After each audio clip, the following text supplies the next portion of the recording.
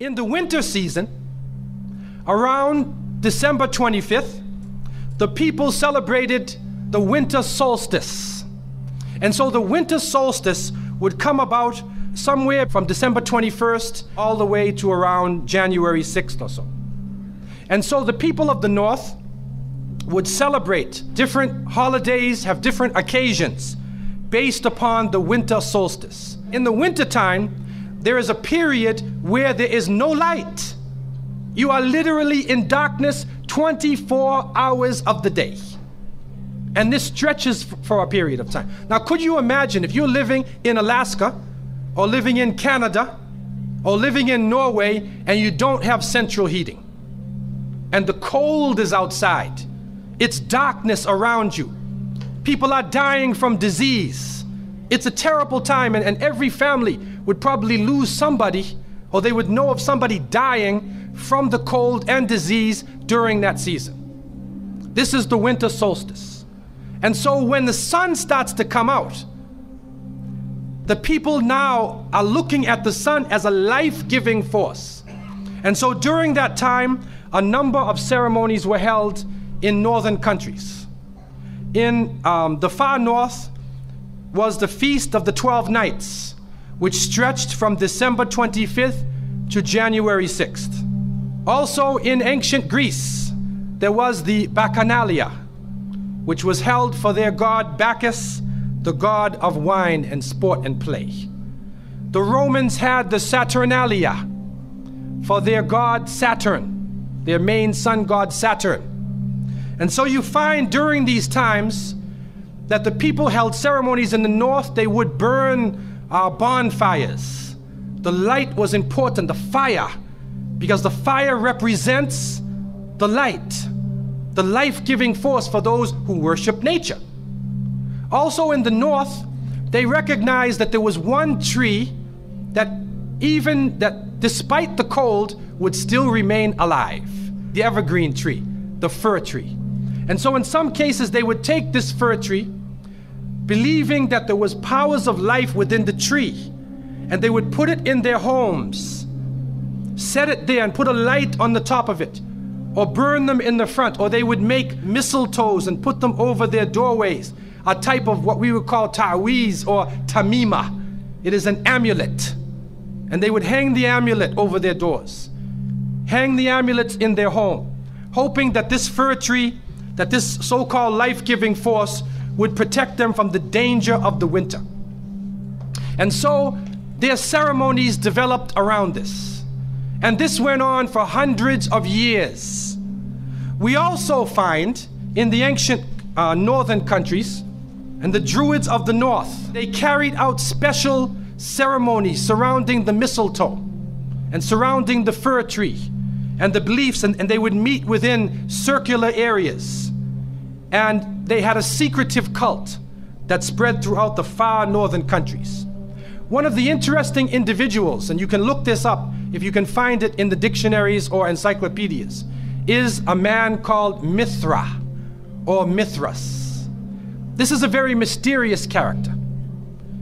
And when you look at history, you find that this individual called Mithra was born on December 25th. His day of the week was the 7th day of the week, that we still call Sunday. He was supposed to be the son of the sun god himself, and they had a special sacrament made up of bread and wine, and they would make this drink during this time, and supposedly he died for the sins of the people. Sounds familiar, doesn't it? But when you try to find Mithra or Mithras in the encyclopedias, they, through state intervention, erased the name. Why is this? That is because after the time of Jesus, Isa alayhi salam, when the message began to spread and they went north, and you'll see within historical writings that Barnabas, one of his disciples, met a man named Saul or Paul, who later called himself Paul. Paul said he saw Jesus on the Damascus road. And he went to the disciples, but the disciples turned against Paul.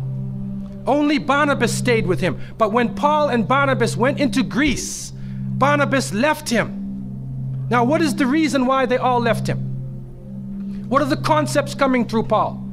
Many people say, well, they left him because he was Saul before and he used to torture the early followers of Isa alayhi salam. But also you can see, and if you look at present day Christianity, that most of the concepts of the Trinity, of the blood sacrifice, the original sin, and most of the concepts which relate to more than one God are coming through Paul. The preachers are quoting Paul sometime more than Jesus during their sermons. And so Barnabas left Paul.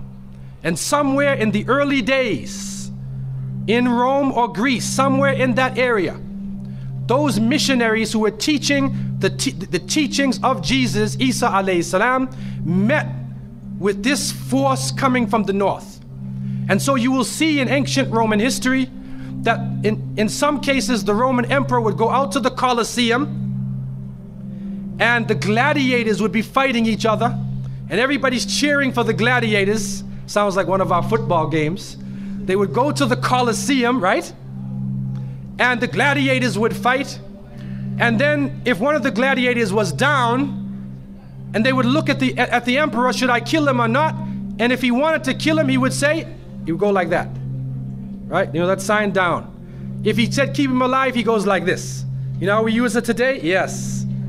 Okay? He gives that sign. Okay? One of the terrible things happening during these rituals at the Colosseum is that they would bring the Christians out, literally men, women, and children, and feed them to hungry animals. They would take a hyena or a wolf or a lion and get it hungry and crazy and beat it and throw raw meat at it and then send it out on the people, and they would literally cheer and watch as the animal ripped the bodies apart. This is a terrible culture. Tear the bodies apart. And so somewhere along the line, somebody who couldn't take the torture, who felt that maybe we can win these people over, made a compromise. And you start to see changes going on from the early part of the Christian era in Southern Europe, where the major ceremonies held by the nature worshiping people are combined with Christian names and Christian ceremonies, and therefore what comes forth to us is a mixture with the two streams coming together, where you get a monotheistic name or a monotheistic character with a pagan ceremony. And so the mixture of this together is what is giving us the present day holidays that we see. Number one, we understand that Isa alayhi salam, according to the different reports of the different scholars in many religions, he was not born in the cold weather. History shows us that he was born during the warm weather. Even in the Christian traditions, they have the belief that the shepherds were tending their flocks outside. And in Palestine, you cannot keep your flocks outside in the wintertime in the evening. You bring them in because it's cool at night. And so it was the warm weather. It was also the time of the taxes in the north. In the story coming in the Quran, when we see the mention in chapter 19 in verses 24 to 25, and we see the mention of the story of Mary, because it is the belief of the Muslims that Maryam, may Allah be pleased with her, was a virgin, and she had dedicated her life to the worship of one God, prayer and fasting. And by the power of Allah, that the Creator breathed His Spirit into her, and she conceived Jesus. He said, be and it is. She conceived Jesus, Isa alayhi salam, without a father, without a man. That is a belief of Islam. It is also a belief that when she felt the pain of the pregnancy, that the angel came to her and told her to go outside of the city. She went outside of the city to a remote area, and there she found a palm tree, and she found water. And it was speaking about rutub, janniya. It was speaking about a type of rutub, or a type of dates. And those who know, who have lived in the desert area, know that when the dates become ripe, when you start to see the color of the dates change, because dates are not brown, you know. Dates are originally red and they're yellow, they're other colors, but they turn the brown. It's at the height of the heat that the dates become ripe. And so it's at that time that she gave birth to Isa alayhi salam. So from different points of view, different historical points of view and different religions, we understand that Isa alayhi salam was not born during the winter season. He was born in the warm weather. So who was it that was born in the winter season? What is that? Who is that character now? Let us become detectives and try to find out the answer to this problem. Number one, you have to understand this concept of Saturn, the concept of Bacchus. When they are portrayed by the different artists who drew pictures of them or the sculptures, they're usually portrayed as a heavy-set man with a white beard. And when in the Sistine Chapel, Michelangelo drew his picture, you could see the long flowing beard, and there are actually pictures of this man on a sled being drawn by snakes with wings. Snakes with wings. Snakes do not normally fly. But in this case, the snakes have wings, and the heavy-set man is on his sled being drawn by these flying animals. Sound familiar to you now, doesn't it? He's being drawn by the flying animals. He's performing miracles. He's coming out on December 25th, which is not the birthday of Isa alayhi salam, has nothing to do with Christianity. It is the time of the Bacchanalia and the Saturnalia, and he is representing riotous fun, drunken revelry.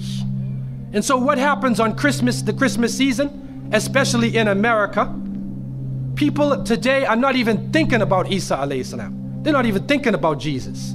They're looking how they can get drunk. On Christmas, what is going on? In the Caribbean and many parts, if they offer you a Christmas pudding or Christmas pie or Christmas drink, watch out. Because it's probably laced with rum or wine.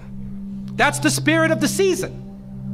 Now, this riotous occasion that was going on went so far that the Christian church banned it. And the Church of England, according to historical sources, actually banned it all the way to 1647. It was prohibited in England to celebrate Christmas because they saw Christmas as being a pagan holiday. This is an official position taken by the Christian church, the Church of England, who were known at that time as Puritans. What happened was an individual was superimposed. A name was superimposed. We hear about the name of Saint Nicholas. Saint Nicholas. Now, Saint Nicholas himself is actually coming from the ancient writings of Beowulf. And in these writings, which are done in the Scandinavian region, we find the name Nick or Nickel or Nicker. He was known as a demon, the demon of the north. He was known as the evil spirit of the north, the name of Odin, the evil principle. And so in Germany and in many of the northern countries, the people actually looked upon this so-called Saint Nick as being an evil force, and they would tell their children in the wintertime, don't go outside, because if you do, Nicholas will come along, Nickel will come along, he'll capture you, put you in his bag, and take you away. And so they used it as a negative concept. In Isaiah, in what is left of the Bible, in chapter 4, in 14:13, the devil is known as the prince of darkness.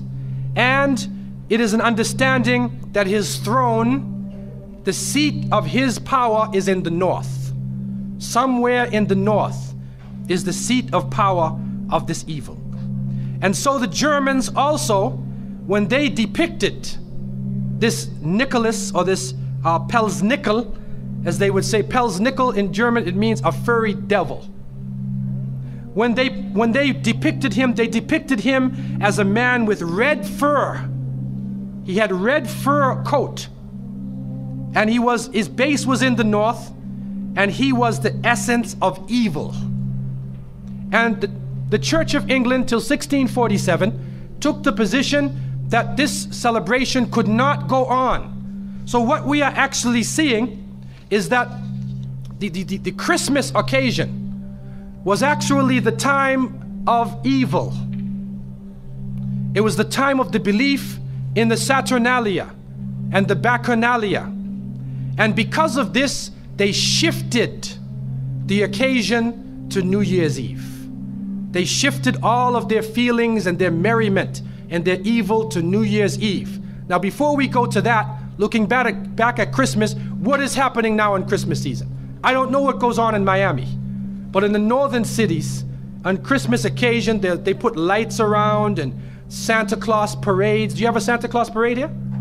They have Santa Claus parades, and St. Nicholas is outside and he's in the streets and everybody's talking about St. Nicholas, and the poor children are taught that St. Nicholas is going to come down your chimney.